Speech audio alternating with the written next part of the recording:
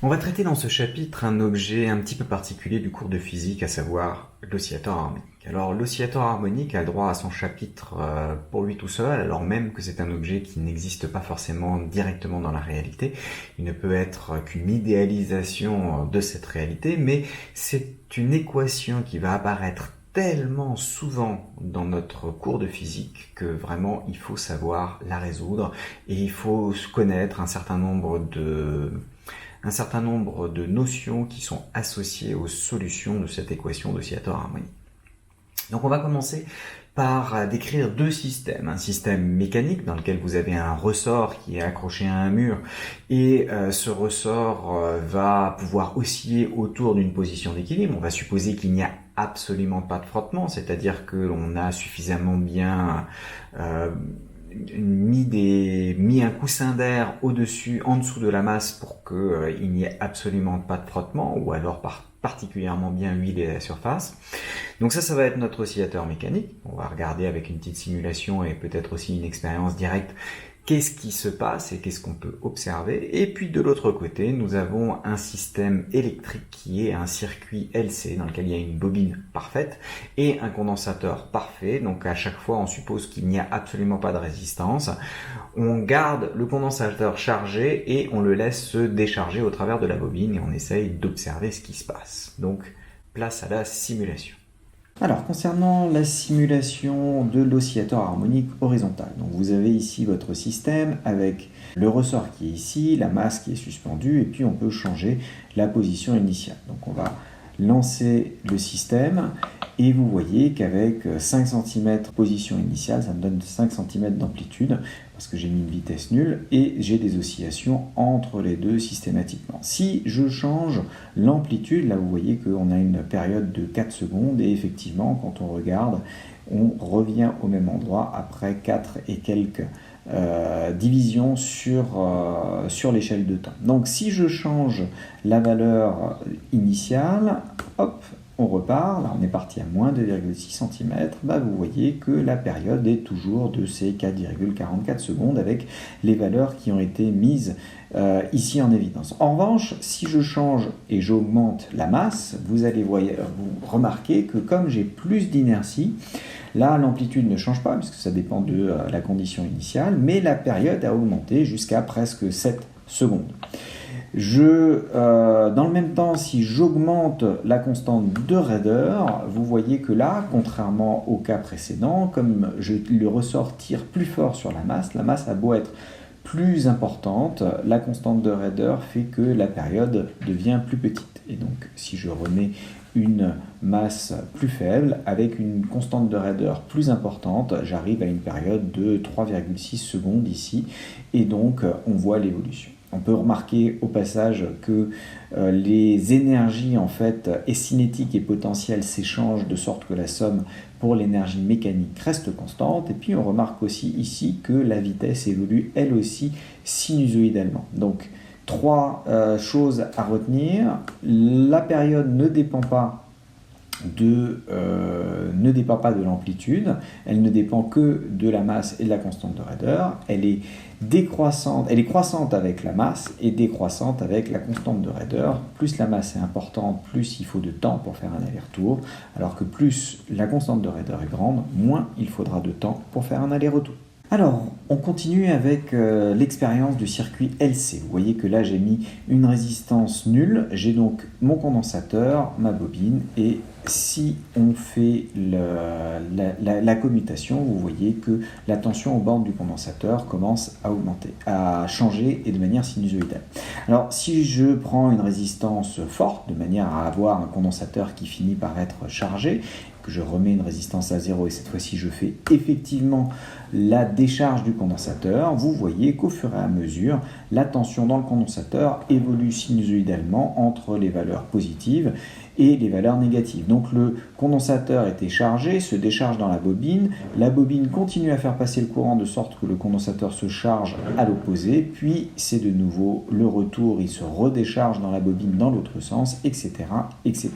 Alors là, la tension aux bornes de la résistance est nulle parce que j'ai pris une résistance nulle, mais si j'en mets une petite résistance, on peut visualiser l'évolution du courant et le courant va varier aussi sinusoïdalement. Alors le fait de rajouter une résistance rajoute aussi un amortissement et on en revient au chapitre qu'on avait fait précédemment. En tout cas, ce qui est intéressant, c'est qu'on voit que la période d'oscillation ne dépend pas en fait de l'amplitude des oscillations. Vous voyez que là, je joue avec les valeurs et j'ai des amplitudes de plus en plus grandes d'oscillation, mais la période reste toujours la même.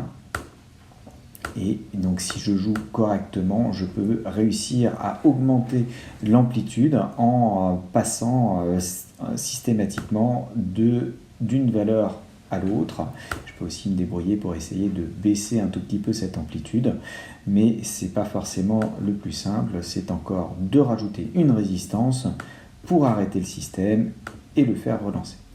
Alors, si l'amplitude ne joue pas sur la période, ce qui joue en fait sur la période, c'est la valeur du condensateur et de la bobine. Si je baisse la valeur du condensateur, la période diminue. Si je baisse la valeur de la bobine, la période diminue aussi. Inversement, si j'augmente la valeur du condensateur, la période augmente. Et si j'augmente la valeur de la bobine, la période augmente elle aussi. Vous voyez que là, ça devient de plus en plus important. Je vais de nouveau remettre une bonne résistance pour revenir à l'état de charge. Et là, vous voyez que j'ai des oscillations de 5 volts d'amplitude, mais avec une période qui est plus importante que ce que j'avais tout au début de ma simulation. Alors on va maintenant noter les observations qu'on a pu faire dans ces deux expériences. Et on se rend compte qu'en fait les observations sont exactement les mêmes que l'on soit dans le système mécanique ou dans le système électrique. Dans les deux cas, il y a un point intéressant à noter, c'est que la période des oscillations ne dépend pas de l'amplitude de ces oscillations. Donc la période des oscillations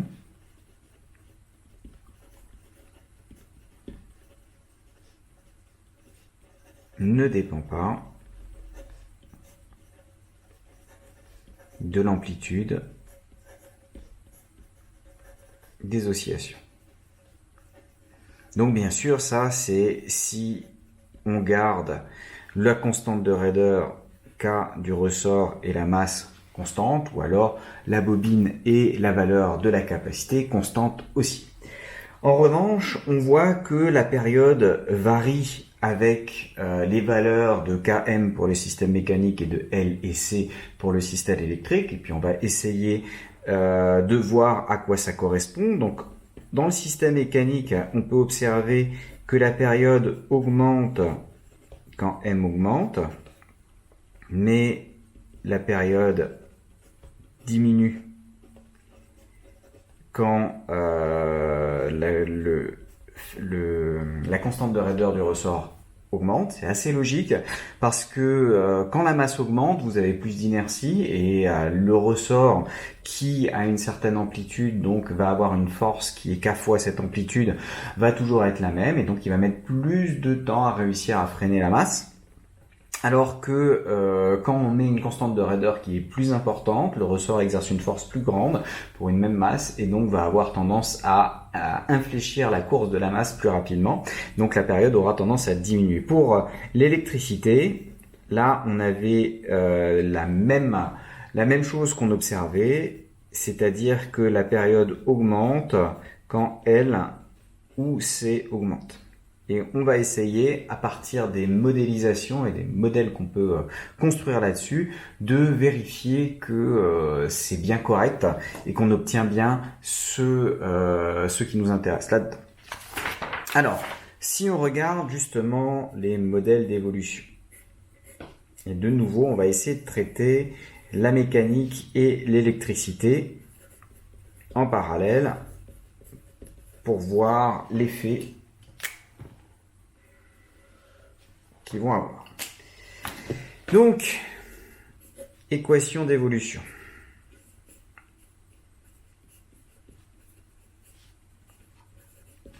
Comment est-ce qu'on peut trouver les équations d'évolution dans chacun des cas? Donc d'un côté le cas mécanique, de l'autre côté le cas électrique. Donc dans le cas mécanique, il va falloir en référer à la relation fondamentale de la dynamique. La relation fondamentale de la dynamique, on la reverra bientôt dans les cours de mécanique, mais normalement vous la connaissez déjà, c'est simplement celle qui dit que la masse fois l'accélération, c'est la somme de toutes les forces qui s'exercent sur votre système. Et donc il faut connaître les forces qui s'exercent sur le système et le système. Alors, on commence, comme dans tout bon exercice de mécanique, par définir le système. Le système, c'est la masse petit m. Il faut aussi, et c'est important, définir le référentiel dans lequel on se place. On définira ce que c'est dans les détails un référentiel, mais en tout cas, on va se placer dans le référentiel terrestre qui va être sur la durée de l'expérience, supposé suffisamment galiléen pour que l'on puisse appliquer justement la relation fondamentale de la dynamique. Et on va faire l'inventaire de toutes les forces qui s'exercent sur notre masse. Donc, ces forces, il y en a finalement 3. Si je reprends mon petit schéma qui est ici, je vais avoir 3 forces. Il y a bien entendu le poids. Le poids est orienté vers le bas pour ma masse. Mais la masse repose sur un support, et ce support exerce une force pour éviter que la masse ne tombe au travers, et cette force-là, c'est ce qu'on appelle la réaction normale. Étant donné qu'on a supposé qu'il n'y a pas de frottement, il n'y a qu'une réaction normale voulant dire perpendiculaire à la surface. Comme on a déjà vu en optique, la normale au dioptre, c'était la droite qui était perpendiculaire à la surface du dioptre. Donc on a le poids et la réaction normale. Mais quand on s'écarte de la position d'équilibre, on va avoir ce qu'on appelle la tension du ressort, qui se note en règle générale T, pour une tension, et vous voyez que si on est à droite de la position d'équilibre, le ressort aura tendance à vous pousser vers la gauche, alors que si vous êtes à gauche, le ressort aura tendance à vous pousser vers la droite. Et c'est l'aspect important là-dedans, c'est que c'est cette force-là qui va avoir un effet sur le comportement au niveau de l'axe horizontal.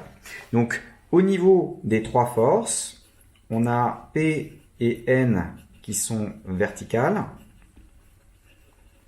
et seule la tension T qui est horizontale.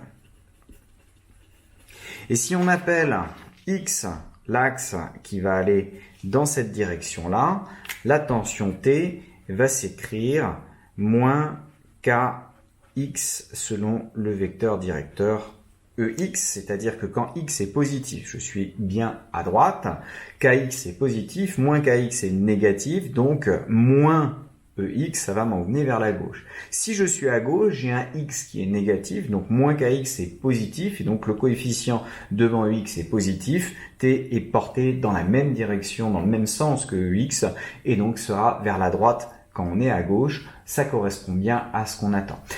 Et vous voyez que c'est un cas le plus simple que l'on puisse imaginer, c'est-à-dire que plus vous vous éloignez de la position d'équilibre, plus la force, qu'on va appeler plus tard une force de rappel, va être importante, et on a une dépendance linéaire avec l'éloignement de la position d'équilibre. Donc si on applique la relation fondamentale de la dynamique, elle nous dit quoi? Cette relation fondamentale de la dynamique, c'est m fois le vecteur accélération, qui est égal à la somme des forces qui s'exercent sur mon système. Or, moi, ce qui m'intéresse, c'est pas l'ensemble des équations qui découlent de cette relation fondamentale de la dynamique. A priori, il y en a 3, puisqu'on on vit dans un monde en 3 dimensions. Mais ça va être la projection de cette force-là sur l'axe EX. On reviendra sur le tout premier chapitre de mécanique pour toutes ces histoires de projection.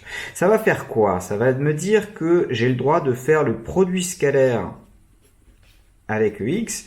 Si là j'ai une égalité entre 2 vecteurs, j'ai aussi égalité des produits scalaires de ces 2 vecteurs qui sont identiques avec le vecteur EX. Donc ça va me donner du T scalaire EX plus P scalaire EX plus N scalaire EX. Et ce terme-là et celui-ci sont nuls, étant donné que les forces là sont verticales et que le X il est horizontal. Donc il me reste juste M fois l'accélération projetée sur en X. Cela on reverra dans le cours de mécanique que ça me donne la dérivée seconde de la position X de mon mobile, qui est égale à la projection de ce vecteur-là selon EX, ça me fait moins KX, EX scalaire EX et EX scalaire EX, sachant que EX est un vecteur unitaire, ça me donne automatiquement 1. Le produit scalaire d'un vecteur avec lui-même, c'est sa norme au carré, de norme 1 au carré, ça fait 1. Donc il me reste du moins KX. Et voilà, j'ai mon équation différentielle que je peux réécrire de manière un tout petit peu canonique, c'est-à-dire en mettant un 1 devant le terme de dérivée le plus grand et en mettant tous les x du côté gauche, donc plus k sur m x égale 0. Première équation, et vous voyez que par rapport à ce qu'on a fait avec les équations du second ordre, ça se ressemble beaucoup, il y a juste le terme du milieu, celui qui est proportionnel à la dérivée, qui n'est pas là, et on en reparlera. Et c'est ça qui fait le caractère particulier, en fait, de l'oscillateur harmonique, et le fait que sa résolution est particulièrement simple. Bon, alors maintenant, si je prends mon système électrique, c'est ça. Et je m'intéresse, par exemple, à la tension aux bornes du condensateur. Eh bien, là-dedans, il va falloir que j'introduise les méchants dans l'histoire. Je vais avoir besoin à un moment ou à un autre du courant qui traverse le condensateur, qui est aussi le courant qui traverse la bobine. Je le définis dans le sens de sorte que le passage dans le condensateur se fasse en convention récepteur. Et la tension aux bornes de la bobine, je la définis aussi de sorte qu'avec le courant que je viens de définir, ce soit en récepteur. Et je me retrouve avec un circuit qui est relativement simple. Si j'utilise la loi d'émail pour ce circuit-là, ça me dit que UL plus UC est égal à 0. Je peux utiliser la loi dans la bobine.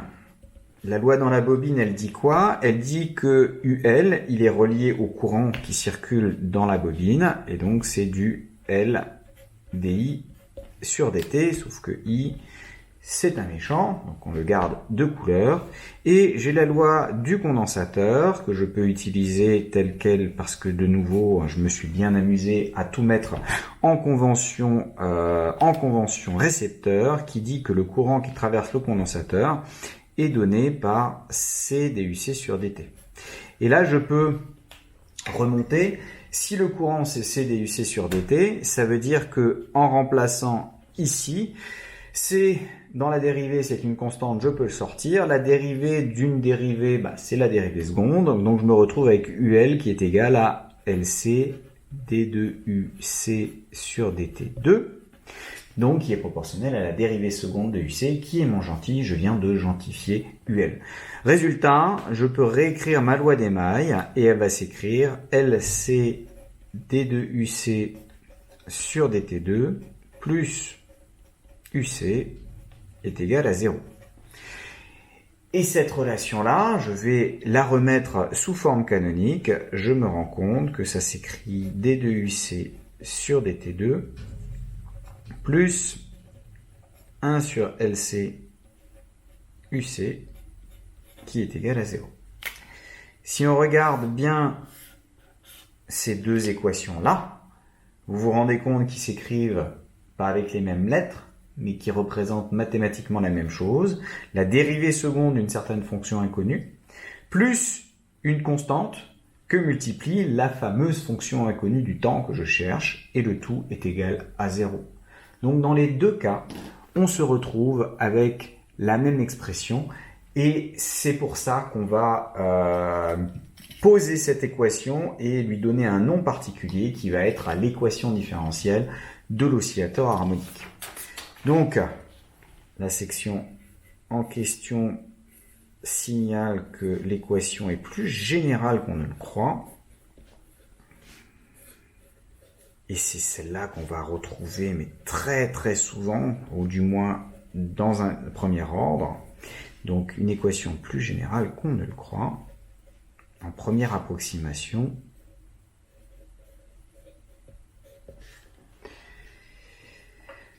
c'est celle-là qui ressortira le plus souvent. Donc on va poser on va écrire l'équation en disant, ben voilà, on va dire que c'est la dérivée seconde. Allez, on va prendre un z pour ne pas faire de jaloux. La dérivée seconde de la fonction qu'on cherche à déterminer, plus une constante. Alors je rajouterai même que ça c'est une constante positive, et c'est important qu'elle soit positive, cette constante, donc plus une constante positive, et pour marquer le fait qu'elle soit positive, je vais marquer que c'est oméga 0 au carré, multiplié par la fonction inconnue, c'est égal à 0, et c'est ce qu'on appelle l'équation différentielle de l'oscillateur harmonique.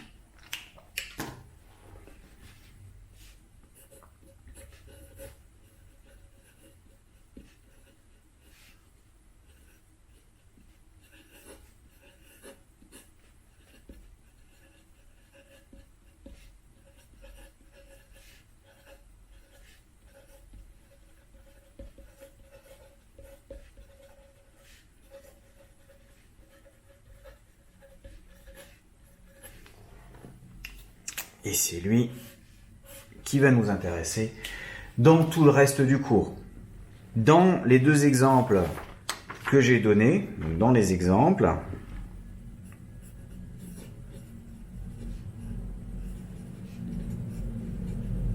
on a que oméga 0 carré, il est soit égal à k sur m, ça c'est en méca, ou oméga 0 carré, il est égal à 1 sur LC. On est d'accord. Alors ne généralisez pas, hein, toutes les équations mécaniques n'ont pas un oméga 0 carré en k sur m. C'est cette équation-là, pour ce système-là, et du coup, on aura un oméga 0 qui va valoir racine de k sur m, parce que le oméga 0, bien sûr, même si une valeur négative pourrait fonctionner aussi, on va toujours choisir une valeur positive, et là on a du 1 sur racine de LC qui apparaît naturellement. Donc ce qui va être important à partir de maintenant, c'est pour vous d'être capable de visualiser et de vous dire, est-ce que ce que je suis en train de regarder, c'est une équation d'oscillateur harmonique ou pas? Parce que si c'est une équation d'oscillateur harmonique, vous pouvez la résoudre très facilement, et vous devez savoir la résoudre extrêmement rapidement, sans passer par tous les artifices mathématiques qu'on a pu faire dans le dernier chapitre, puisque on peut aussi le faire, on va retrouver cette expression-là, mais le but c'est d'aller rapidement à l'essentiel, c'est-à-dire la solution de notre système. Alors avant d'aller plus loin, on va faire un petit exercice dans lequel je vais vous donner des tas d'équations, et j'aimerais que vous me disiez, 1, si c'est une équation d'oscillateur harmonique, et 2, si effectivement c'est une équation d'oscillateur harmonique, quelle est l'expression de la pulsation propre, le oméga 0 qui est ici.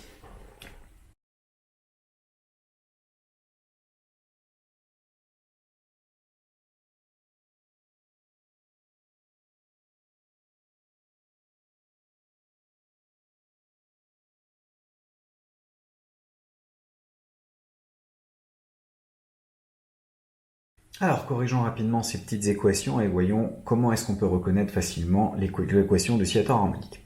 Première équation. Premier ingrédient, j'ai bien une dérivée seconde, tout va bien. Deuxième ingrédient, j'ai bien quelque chose de proportionnel à la fonction, tout va bien. Mais, problème, là j'ai plus un carré, donc forcément un truc positif, alors que là il y a un moins, et comme c'est pas précisé mais vraisemblable, vous avez un K, vous avez un M, ça ressemble à un problème mécanique qu'on avait tout à l'heure, et donc vraisemblablement vous avez fait une erreur quelque part de signe à cause de la présence de ce mot. Deuxième équation, dérivée seconde, c'est bon.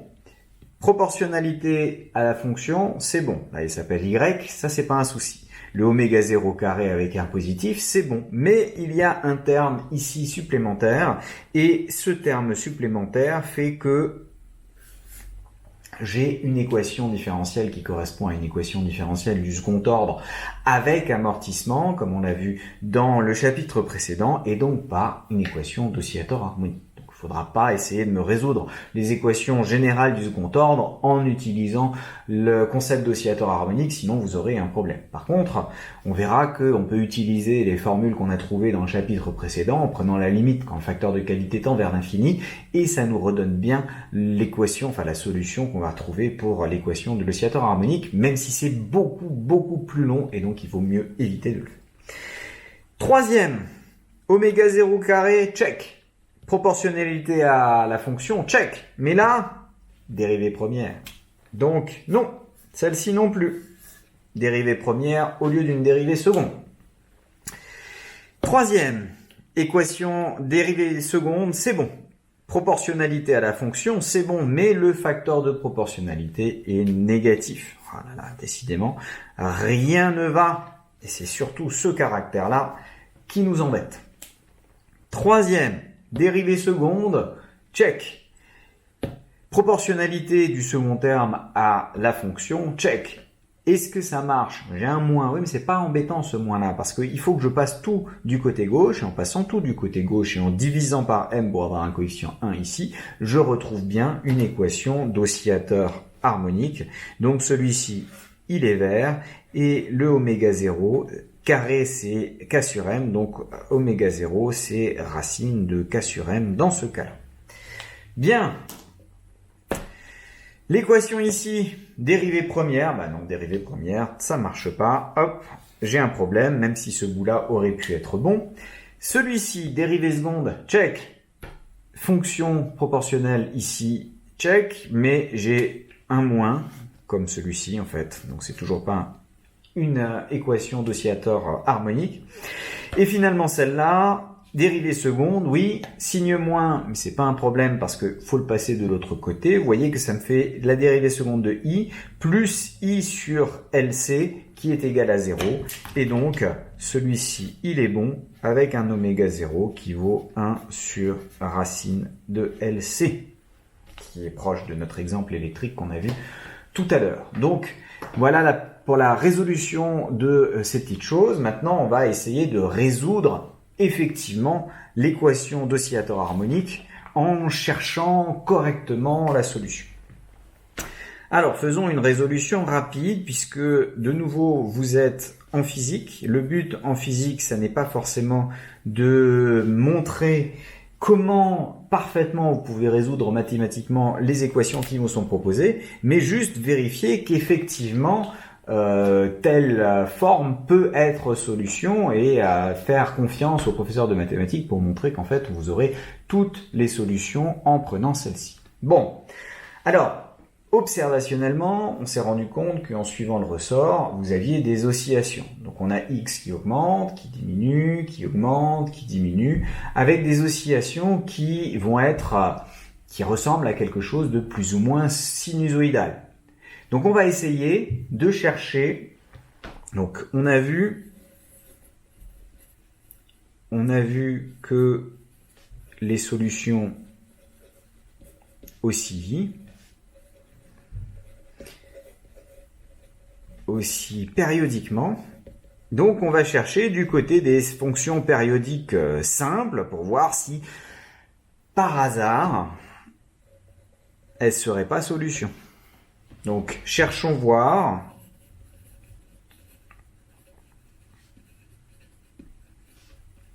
si, alors on va prendre z de t qui s'écrit a cosinus oméga t plus phi ne serait pas une solution possible.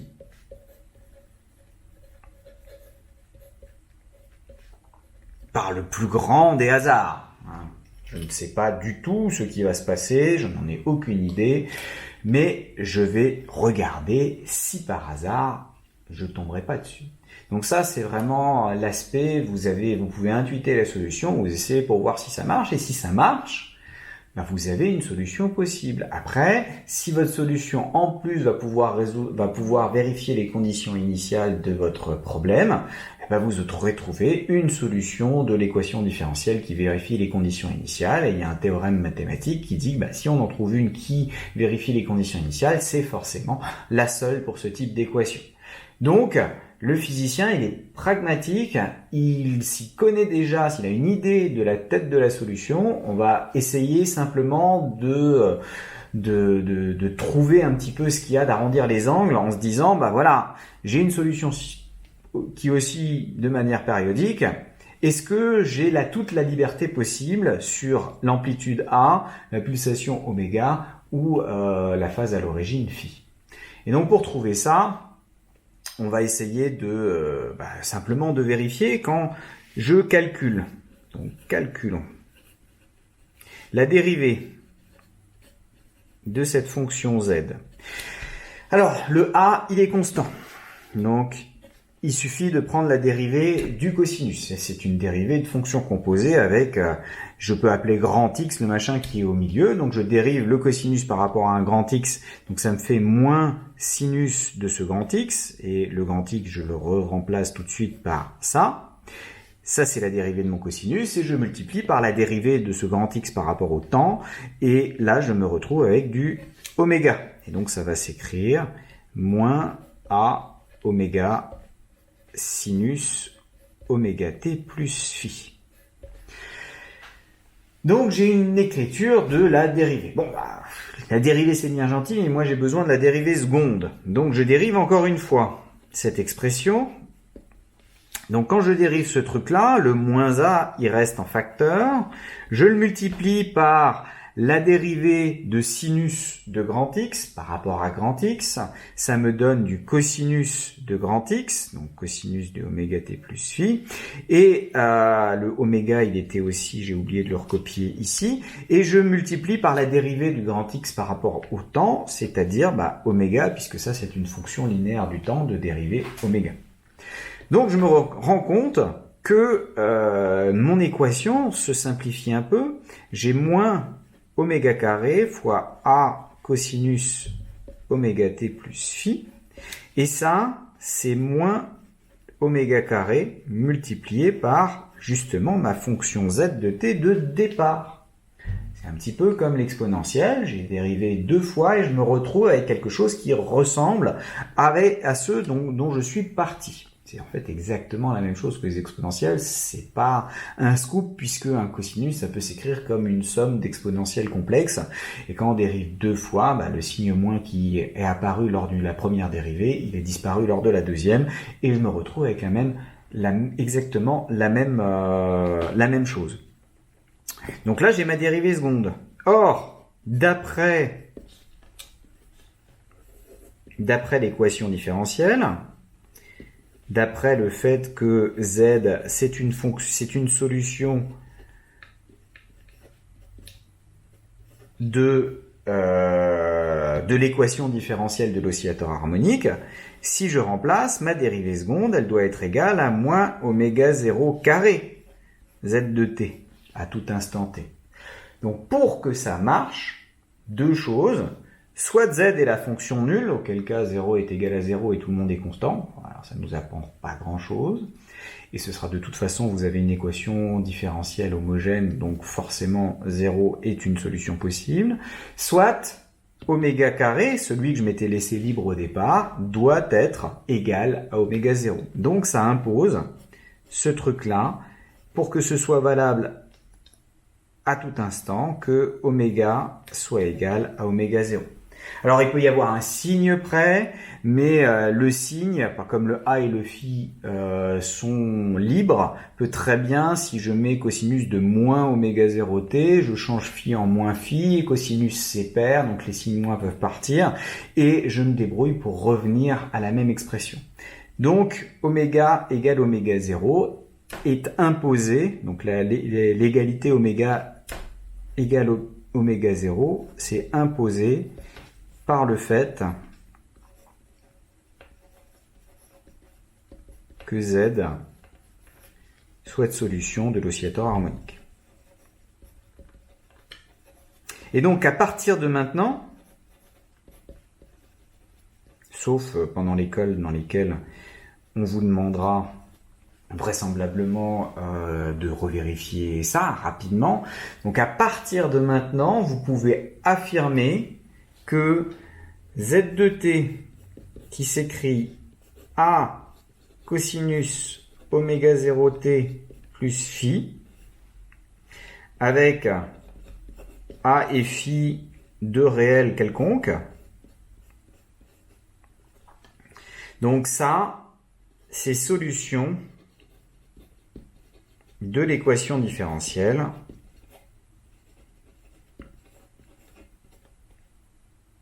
dérivée seconde de z plus oméga 0 carré z égale 0.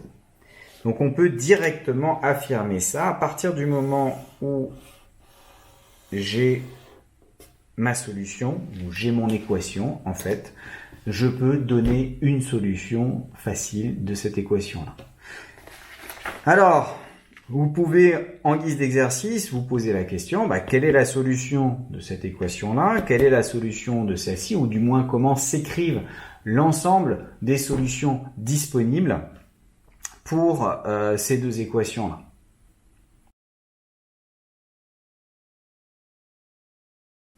C'est bon? Vous avez mis sur pause et regardé. Eh bien, pour le premier, on peut dire que U va pouvoir s'écrire A cosinus de racine de K sur M T plus phi.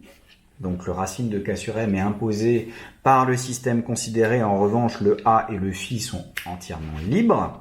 Et ici, vous pouvez écrire que votre I de T pourrait s'écrire A cosinus de T sur racine de LC plus phi avec A et phi libre, mais le coefficient devant T, lui, est imposé par l'équation différentielle. Donc comme dans les équations du second ordre, pour lesquelles la pulsation, la pseudo-pulsation était imposée par les coefficients oméga 0 et Q qui avaient lieu dans votre équation de départ, là vous avez la pulsation qui est imposée et qui s'impose à la pulsation propre. C'est d'ailleurs pour ça qu'on appelle ça la pulsation propre. C'est la pulsation pour laquelle vous avez des oscillations quand il n'y a pas de frottement, quand il n'y a pas de terme en dérivée. Et en revanche, l'amplitude est libre. Vous pouvez commencer avec l'amplitude que vous voulez, ce sera toujours une solution. Et le déphasage, le fait que ça se comporte ou pas comme un cosinus, est libre aussi. Alors, faisons voir une résolution avec les conditions initiales. Donc, cherchons voir pour ce qui se passe si on impose comme condition initiale, on impose que z de 0 soit égal à z0 et la dérivée, allez, on va dire initialement que la dérivée était nulle, c'est-à-dire qu'on a lâché notre système sans vitesse initiale directement de cette manière. Trouvez-moi le grand A et le phi, ou un couple grand A phi, qui conviennent avec votre système. Vous verrez que selon le choix que vous faites, il peut y en avoir deux, mais que les deux cas vous donneront finalement la même équation. Donc il suffira en physique d'en faire qu'un seul, alors qu'en mathématiques, vous seriez obligé de faire la disjonction de cas et ensuite de vérifier que ces deux cas sont en fait bien la même solution.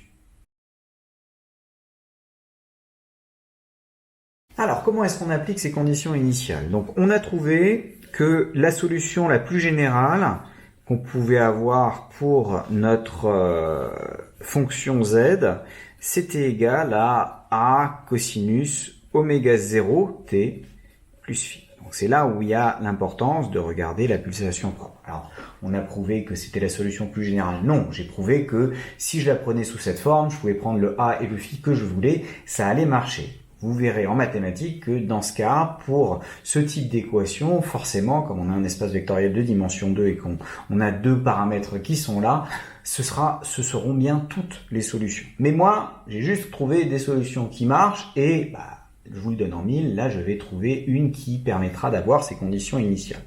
Donc, en particulier, en t égale 0, vous avez que z de 0, avec cette expression-là, c'est A cosinus de oméga fois 0, c'est-à-dire 0, plus phi, donc c'est du A cosinus phi. Or, z de 0, par hypothèse, c'est le fameux Z0 d'en haut. Donc, je peux avoir une expression qui lie Z0 à A et à phi. Donc, les deux sont pour le moment mélangés et je n'ai pas une expression qui me donne juste A. Ça, c'est assez classique. C'est rare que vous ayez directement la solution, sauf à écrire la solution de votre équation différentielle comme une somme de cosinus et de sinus. On verra comment est-ce qu'on peut faire ça pour essayer de se simplifier un peu la vie de temps en temps. Pour le moment, je le garde pour le manipuler sous cette formule. Donc en t égale 0, j'ai ça. On a aussi que la dérivée, on l'avait calculé tout à l'heure, que dz sur dt, ça s'écrit, comme cosinus est méchant, il y a un moins a oméga 0 sinus oméga 0t plus phi. Tout à l'heure, on avait un oméga et un oméga ici et là, mais comme on a prouvé par la suite que forcément oméga devait être égal à oméga 0, je peux réutiliser le même calcul, ça me donne bien sûr le même résultat. Donc, en 0, en t égale 0, la dérivée prise en 0, c'est égal à moins a oméga 0, sinus de oméga fois 0, c'est-à-dire 0, plus phi. Donc ça s'écrit du moins a oméga sinus phi. Et cette dérivée-là, elle est nulle. Donc là, deux choix. Pas trois, mais on va commencer par deux. Soit A est nul, j'ai oublié le 0 là, important. Soit A est nul, mais si A est nul, ce A là, c'est le même, donc il est nul aussi, donc je devrais trouver que ce grand Z0 égal à 0. Or, on va supposer qu'on l'a lâché hors de sa position initiale, vraiment hors de la position d'équilibre, donc ce grand Z0 doit être non nul. Donc A ne peut pas être nul. Oméga 0 non plus, ne peut pas être nul. Il dépend de votre système. Si vous prenez un oméga 0 nul, l'équation devient simplement la dérivée seconde égale 0. Et quand vous avez une fonction dont la dérivée seconde égale 0, vous savez ce que c'est un polynôme. C'est une droite affine et dont la dérivée sera bien nulle. Donc rien à voir avec nos fonctions sinusoïdales. Donc le oméga 0 il est non nul non plus. Donc ça m'impose que sinus phi soit égal à 0. Là maintenant j'ai deux choix. En gros, phi, il doit se balader entre 0 et 2pi. On peut prendre n'importe quoi, mais tout doit être modulo 2pi. Vu la périodicité du cosinus, finalement, ça sert à rien de prendre des choses trop grandes. Donc, soit phi égale 0, parce que sinus de 0, il est bien égal à 0, ou alors phi est égal à pi. Si phi égale 0, ça me dit que cosinus phi, il est égal à 1. Et donc, cette équation-là me permet d'en déduire que A fois 1 est égal à Z0, donc A doit être égal à Z0. Bien. Si phi égale pi, cosinus de pi, donc de phi, est égal à moins 1. Donc cette même équation qui est ici me dit que Z0 c'est A fois moins 1. Donc A, ça doit être moins Z0. Ah, c'est bizarre. Je me retrouve avec deux choix. Oui, mais voilà. Vous avez que Z0, donc là je prends cette expression-là avec ce A-là, cosinus oméga 0t plus phi qui est égal à 0, plus 0, c'est bien égal à moins Z0, c'est-à-dire je prends maintenant celui-ci, cosinus de oméga 0t plus pi avec ce phi-là. C'est-à-dire qu'à chaque fois, je dois prendre l'amplitude qui correspond au déphasage. Et dans les deux cas, on trouve la même solution. On trouve la même expression mathématique, même si on l'écrit différemment, c'est la même fonction mathématique. Et donc, j'ai une seule solution possible, quel que soit le choix que je fais ici. Donc en pratique, si vous devez rédiger ça, vous dites forcément sinus phi égale 0, On va prendre phi égale 0, ce qui me donne a égale z0. J'obtiens ma solution. Et puis si vous voulez être tranquille, on vérifie que cette solution est bien une solution qui est de la forme a cos oméga 0 t plus phi et qui vérifie la condition initiale. C'est facile à voir puisque ce truc-là, en t égale 0, ça vaut z0. Ça marche. Et sa dérivée, c'est un sinus. Et un sinus en 0, c'est nul. Tout va bien. Donc on a forcément la même chose. Et donc là, ça permet, à partir des conditions initiales, de retrouver l'expression globale de votre système. Alors, en exercice, vous allez me faire le cas général. C'est-à-dire prendre z de 0 qui vaut une certaine valeur et la dérivée qui est non nulle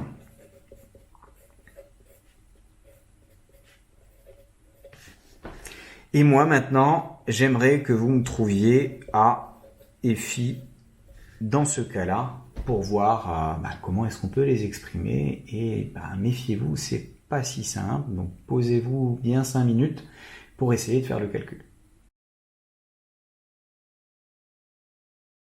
Alors, voyons ce qui se passe dans ce cas général.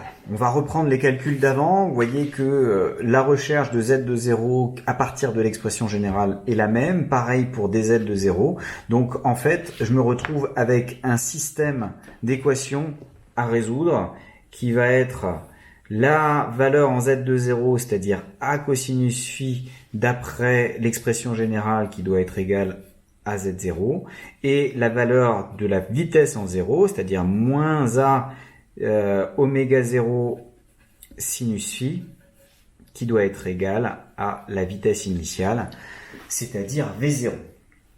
Alors comment est-ce qu'on peut résoudre ce truc-là? Le mieux c'est de faire apparaître, de se débarrasser entre ces deux équations du a. Vous voyez que j'ai a dans l'équation du dessus et dans l'équation du dessous. Donc, si je fais apparaître le rapport, l'équation membre à membre 2 divisé par 1, à gauche, je me retrouve avec du moins a oméga 0 sinus phi divisé par a cosinus phi. Et là, les a se simplifie parce que je cherche de manière évidente une solution qui n'est pas identiquement nulle. A est donc non nul forcément parce que sinon ça ce serait égal à 0, puis ça aussi d'ailleurs. Donc A est non nul et à droite je me retrouve avec le rapport, donc j'ai fait 2 sur 1 V0 sur Z0. Et donc le rapport sinus phi sur cosinus phi, on reconnaît qu'il s'agit de la tangente phi, donc on a tangente phi qui va s'écrire V0 sur Z0 oméga 0. On peut vérifier au passage que c'est bien homogène. Là j'ai une vitesse, là j'ai une distance que multiplie l'inverse d'un temps, donc j'ai bien quelque chose d'homogène à une vitesse, un rapport de vitesse sans dimension, et le résultat d'une fonction trigonométrique c'est sans dimension aussi.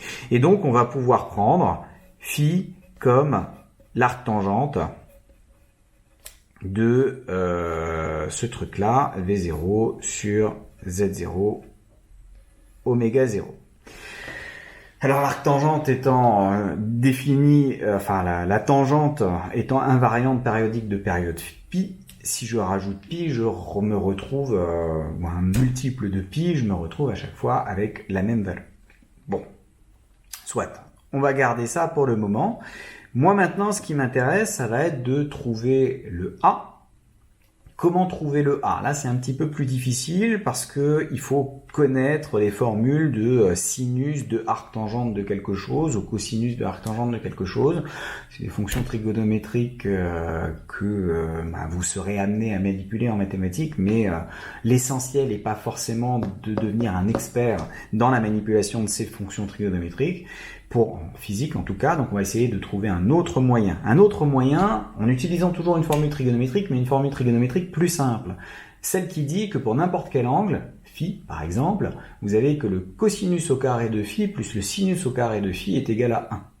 Et donc, si j'écris l'équation 1 au carré et que je lui ajoute l'équation 2 au carré, en faisant ça membre à membre, à gauche, je me retrouve avec du a carré cosinus carré phi, à droite, et je rajoute moins a au carré, donc finalement a carré, sinus carré phi. Ah, là, il y a un truc qui m'embête parce qu'il y a le oméga 0.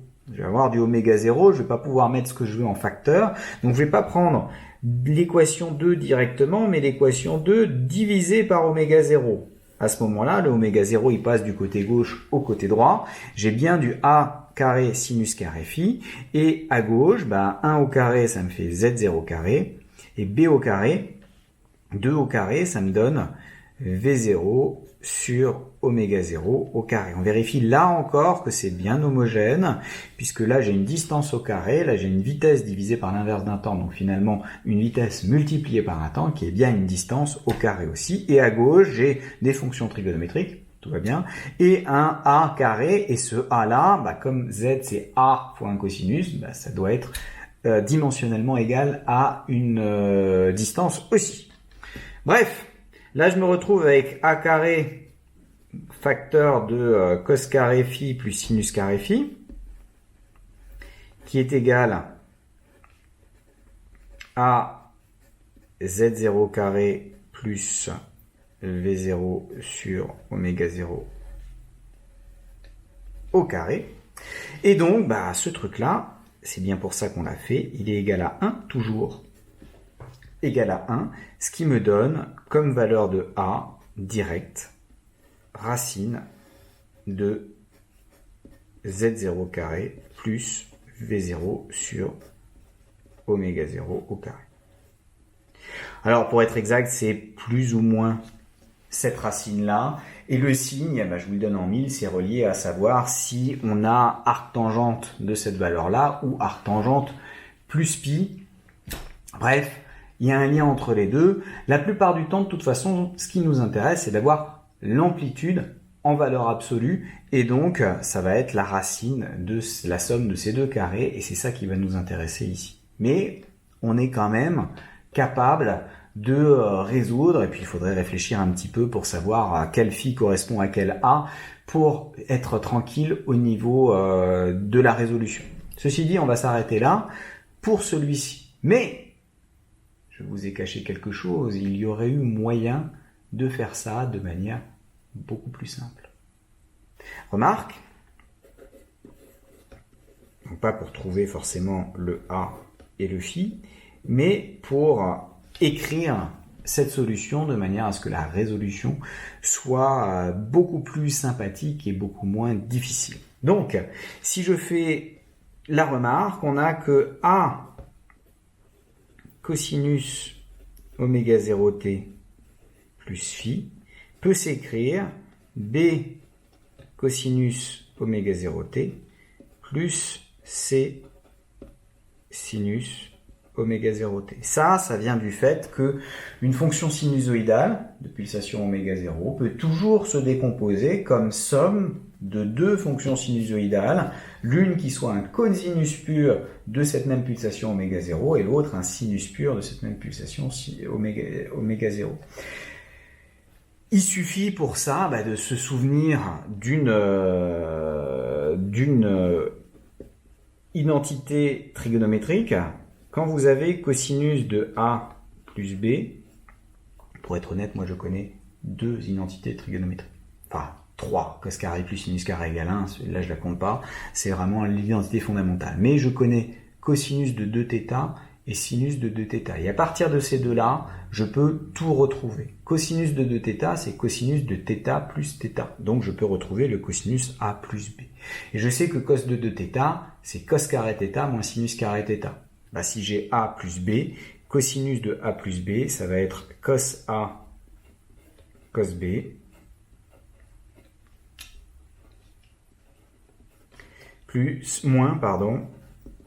sin A, sin B. Donc justement, ça fait apparaître, je dois retrouver mon cosinus de 2θ comme ça, si A égale B égale θ, j'ai cos θ fois cos θ, donc cos carré θ, moins sin θ fois sin θ, sin carré θ. Et ça peut pas être un plus, pour la simple et bonne raison que si j'étais un plus, la somme cos carré θ plus sin carré θ est égale à 1. Et donc ça se simplifie un peu trop. Donc comme j'ai ça, vous avez que A cosinus oméga 0t plus phi, ça peut s'écrire A facteur de cos oméga 0t cos phi moins sin oméga 0t sinus de phi. Et en faisant ça, vous voyez que je peux l'écrire sous la forme A cos phi facteur de cos oméga 0t plus moins A sin phi facteur de sinus oméga 0t. Et comme choisir n'importe quel A réel et n'importe quel phi entre 0 et 2π peut me donner du coup n'importe quel couple de réels B, C, c'est exactement équivalent de chercher A et phi dans cette situation-là, ou B et C dans cette situation-là. B et C, vous allez voir qu'ils vont apparaître assez naturellement dans ces équations-là lors des dérivations, et c'est quand on prend en 0 que ça va être particulièrement intéressant. Donc, avec B et C, deux réels qui, si A et phi sont quelconques, B et C seront quelconques aussi. Bien sûr, il y a un lien entre B, qui est là, et C, et puis A et phi, mais trouver B et C, c'est équivalent à trouver la solution qui vérifie nos équations différentielles. Alors essayez voir, avec cette expression-là, et ces conditions initiales-là, de trouver le B et le C qui correspond bien. Donc, si on prend un z de t sous la forme B cosinus oméga 0t plus C sinus oméga 0t, comment va-t-on pouvoir appliquer les conditions initiales telles qu'on les a définies tout à l'heure? Eh bien, il nous faut regarder que vos z en 0. Z en 0, ça fait B fois cosinus de 0, c'est-à-dire 1, plus C fois sinus de 0, c'est-à-dire 0. Il nous reste juste B. Déjà, c'est beaucoup plus simple. Et Z de 0, d'après les conditions initiales, c'est justement mon Z0. Donc ça nous dit mais directement que B, il est forcément égal à Z0. Ça s'appelle l'art de bien choisir sa forme générale pour que la solution soit simple. Si je regarde dz sur dt, la dérivée de mon expression générale. La dérivée d'un cosinus, c'est moins le sinus. Cosinus, il est méchant, donc j'ai du moins b oméga 0 sinus oméga 0t. Et le terme en c, le sinus, lui, il est gentil pour la dérivée, donc il va se transformer en c oméga 0 cosinus oméga 0t. D'où, si je regarde la valeur de dz sur dt en 0, ça me fait moins b oméga 0 multiplié par sinus de 0 et sinus de 0, c'est 0, donc multiplié par 0, plus c oméga 0 multiplié par cosinus de 0, et lui, cosinus de 0, c'est gentiment 1. Donc ça vous donne du c oméga 0. Or, par hypothèse, avec ces conditions initiales, ma vitesse initiale, c'était V0. Donc, on en déduit que le facteur C, il s'écrit V0 sur oméga 0. Ça tombe bien, j'ai une vitesse divisée par l'inverse d'un temps, donc une vitesse multipliée par un temps, ça me fait bien une distance. Et c'est bien ce que je veux, puisque le C qui est ici doit être homogène au B qui est là, et au Z qui est ici, donc à une distance, si je suppose que Z est une distance, ou n'importe quoi d'ailleurs, ça pourrait être une tension, ça marcherait aussi. Parce que cette vitesse, ce serait la vitesse de variation d'une tension, donc une tension divisée par un temps. Bref, donc on en déduit que la solution que l'on cherche s'écrit quand même vachement plus simplement. On en déduit que z de t va s'écrire donc z0 cosinus oméga 0t plus v0 sur oméga 0 sinus de oméga 0t. Et on peut même vérifier à vue que, contrairement à la solution précédente, qui est difficile à vérifier à vue, celui-ci on peut vérifier à vue qu'on a bien les conditions initiales voulues. Quand t égale 0, ce terme-là s'annule, donc il disparaît, celui-là il vaut 1, donc j'ai bien du z0. Quand je prends la dérivée, cosinus devient un sinus, enfin un moins sinus, bon, on s'en fiche puisque la sinus dans 0, ça donnera 0. Sinus, il devient un cosinus, il y a un oméga 0 qui sort, donc oméga 0 sur oméga 0, ça simplifie, il me restera bien le V0 tout seul. Donc là, ça me permet d'obtenir assez rapidement les solutions voulues. Alors, on va terminer cette partie avec un petit peu de vocabulaire sur les fonctions trigonométriques.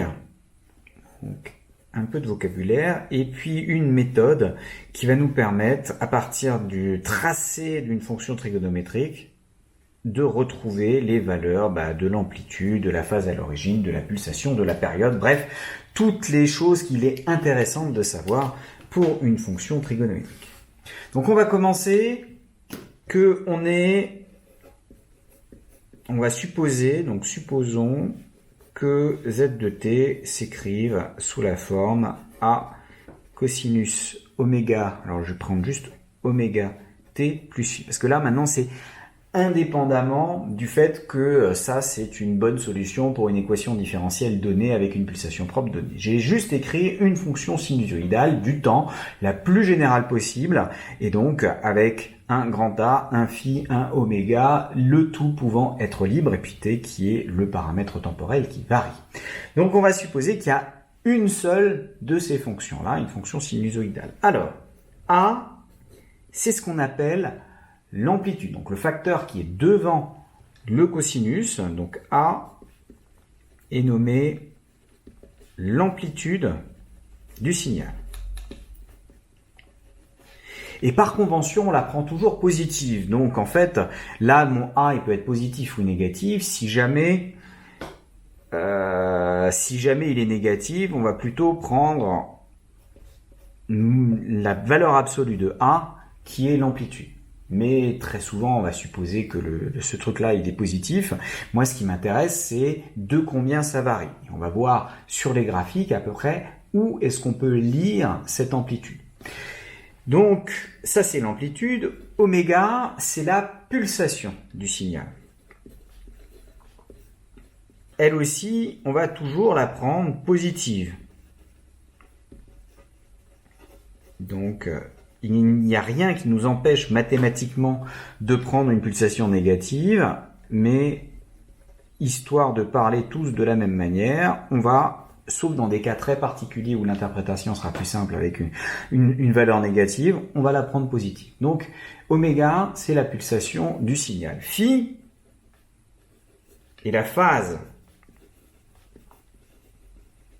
ou aussi phase à l'origine, parce que c'est la valeur de l'argument du cosinus quand t est égal à 0.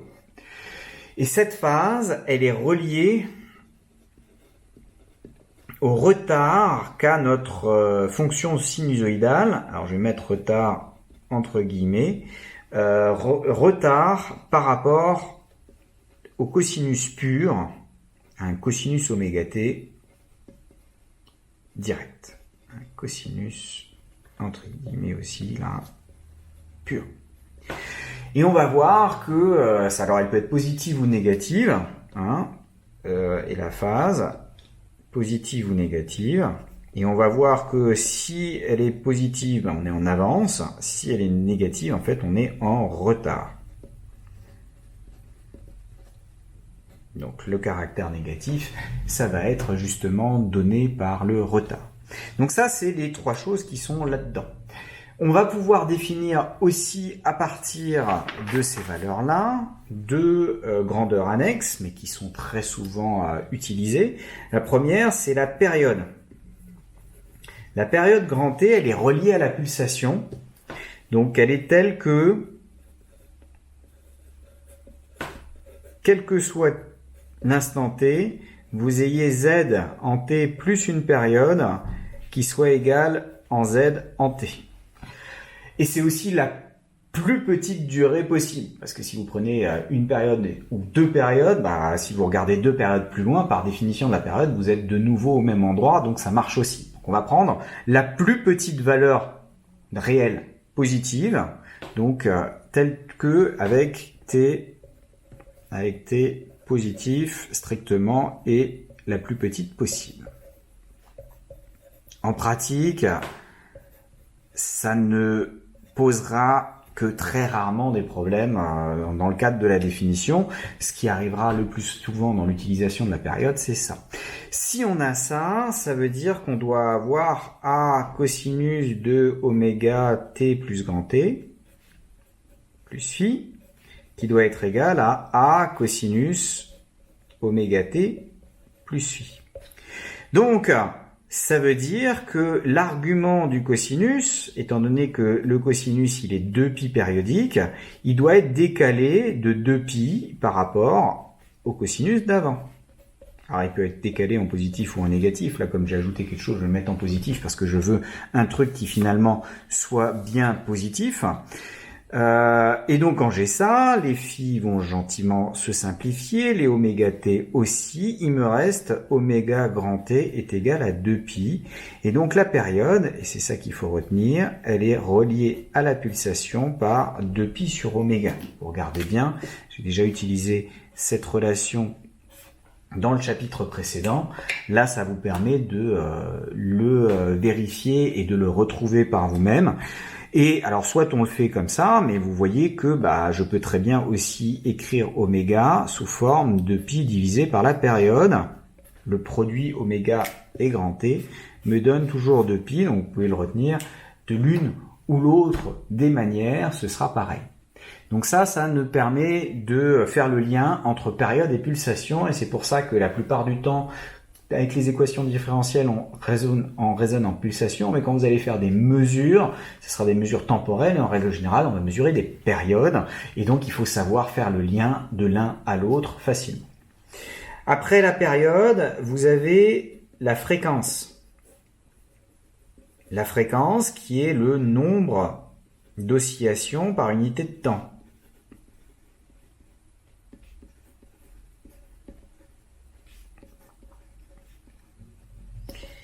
Et ce nombre d'oscillations par unité de temps, en fait, va être donné par, pendant un temps grand T, une période, je fais une oscillation, par définition de la période en tant que plus petite grandeur positive possible, eh bien le nombre d'oscillations que je fais divisé par le temps qu'il faut pour faire ces oscillations, ça me donne le nombre d'oscillations par unité de temps, c'est-à-dire la fréquence. Et vous voyez que comme F, c'est 1 sur T, et que oméga, c'est 2π sur T, c'est donc 2π fois 1 sur T, il y a un lien assez facile entre oméga et F, qui dit que la pulsation, c'est 2π fois la fréquence. La pulsation, c'est le nombre de radians par seconde.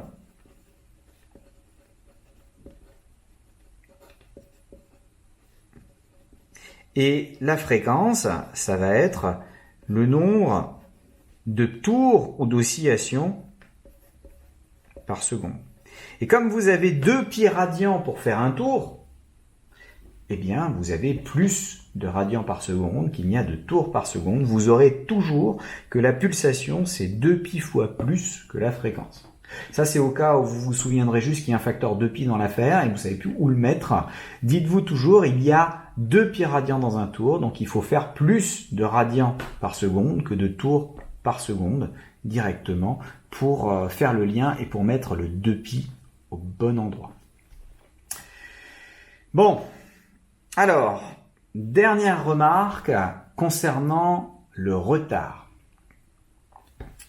Alors, supposons, on va faire un petit dessin et on va essayer de regarder comment est-ce qu'on peut trouver les différentes grandeurs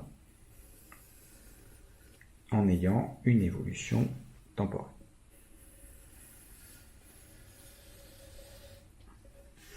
J'ai là en fonction du temps. Et puis, je vais dessiner un cosinus.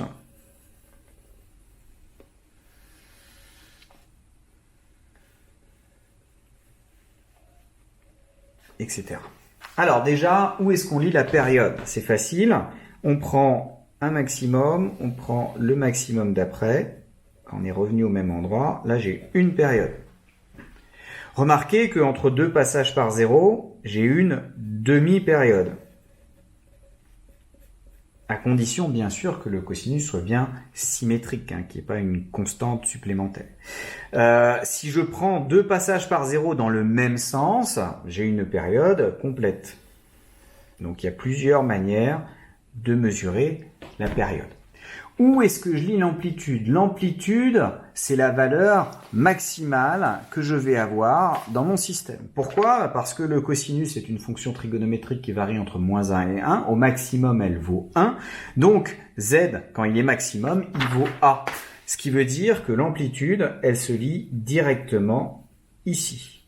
Ça, c'est votre amplitude. C'est la valeur absolue de votre amplitude. Donc, et bien sûr, là, vous avez l'opposé, vous êtes à moins A, si A est positif, et vous passez amplitude d'un côté, amplitude de l'autre. Mais attention, ne confondez pas amplitude et amplitude pic à pic, parce que de temps en temps, on peut, dans un énoncé, vous définir l'amplitude pic à pic, ou crête à crête, qui dit la différence entre le maximum et le minimum. Et ça, ce serait 2A. Bon, donc l'amplitude, c'est A. Comment maintenant je peux trouver phi? Alors pour trouver phi, je peux le faire de deux manières. Ici, je suis à t égale 0. Donc là, je regarde l'évolution de z en fonction du temps et je me place à t égale 0. Or, à t égale 0, oméga t du coup il vaut 0 et je me retrouve avec du a cosinus phi. Donc la valeur qui est là est donnée par a cosinus phi. À partir du moment où vous avez mesuré a, vous pouvez donc en déduire cosinus phi. Et bien sûr, cosinus phi va être inférieur à 1, inférieur ou égal à 1. Le problème, c'est que pour une valeur de cosinus dans votre cercle trigonométrique, vous pouvez avoir deux valeurs d'angle, qui soit le plus, soit le moins. Et donc, pour déterminer si c'est la valeur positive ou la valeur négative de l'angle qui vous intéresse, il faut vous dire, est-ce que je suis en avance ou en retard par rapport à un cosinus pur. Si je regarde le cosinus pur correspondant, il va faire un truc comme ça, le cosinus. Hop, il passe par son maximum ici, ensuite il redescend, il passe par son minimum là, il redescend, il passe par le maximum juste avant, etc. Donc ça, c'est mon cosinus pur. Vous voyez que je passe par mon maximum après le cosinus, à condition que cette position-là soit à moins d'une demi-période totale de distance. Si je suis plus qu'une demi-période, par exemple, imaginez que j'ai fait un machin comme ça, vous allez plutôt dire que j'étais passé par le maximum avant. Vous allez toujours regarder le maximum qui est le plus proche. Si le maximum le plus proche est après t égale 0, vous êtes en retard. Donc z de t, il est en retard sur un cosinus oméga t pur. Parce que son premier maximum, son maximum le plus proche de t égale 0, est après. Il est à un instant t0. Notez que je peux très bien écrire dans ce cas-là que z de t, c'est la même chose qu'un vrai cosinus, à condition de soustraire t0. Vous voyez que si je me place là, par exemple, par rapport à t0, si là je suis à t moins t0, c'est ça. Et puis quand je regarde mon origine ici, j'ai un vrai cosinus. Donc c'est un cosinus de oméga fois t moins t0. Donc c'est une autre manière de l'écrire, avec bien sûr l'amplitude qui va être devant. Et cette expression-là, vous voyez que ça peut s'écrire à cosinus oméga t moins oméga t0. D'où l'angle phi, il est donné par moins oméga t0. Ou alors encore moins 2pi t0 sur la période. Donc la mesure de la position du maximum, le plus proche de t égale 0, vous permet de mesurer phi et de l'avoir en fait directement. sans avoir à passer par un arc cosinus et ensuite raisonner sur le phi. Après, vous pouvez aussi simplement mesurer le cosinus, prendre l'arc cosinus à la calculatrice et dire j'ai un T0 positif, donc je suis en retard, donc mon phi doit être négatif. Donc là, quand vous êtes en retard, vous avez un phi qui est négatif, parce que T0 ici il est positif, on passe par le maximum après. Si je prends un cas en avance, en fonction du temps, voilà, le cas en avance, ça va être un machin qui va faire ça, hop, je monte, je redescends, je remonte, je redescends. Là, vous voyez que j'ai un T0 négatif pour mon maximum. J'ai le même cosinus phi qu'avant. Je fais mon dessin exactement au même endroit, je peux avoir le même cosinus phi. Mais dans ce cas-là, phi il sera toujours égal à moins oméga T0, mais il va être positif. Là, on a le Z de T est en avance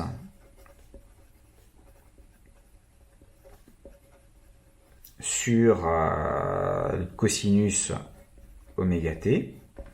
Donc, ça implique que phi il est positif, et j'ai toujours l'expression phi égale moins oméga T0, et c'est bien positif parce que le T0, la position du maximum, le plus proche de 0, elle est négative. Donc à retenir, être en avance, généralement, c'est positif.